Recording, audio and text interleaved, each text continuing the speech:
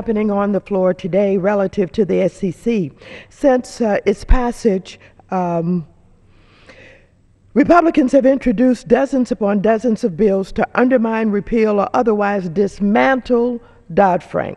And a prime example of that is what they're doing on this whole issue of cost-benefit analysis. We're going to have on the floor today a bill that is going to pile more requirements on top of the SEC for economic analysis. We're going to have a bill whose real aim is to bog down the SEC so that they won't be able to do their work, so that they won't be able to do their rulemaking, so that they won't be able to protect investors.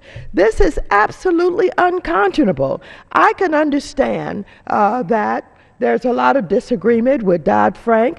I can understand that there are those on the opposite side of the aisle who are concerned about protecting the markets and not necessarily the investors, but to come up with the kind of obstruction that we're seeing, not only legislatively, but going so far as to team up with their friends and go into court, as they have done on proxy access, and get a ruling against proxy access so that they can basically have this bill come to the floor today where they put requirement on top of requirement, costing more money, as Mr. McGovern has said, costing more time, and diverting the attention away from the work that the SEC should be doing.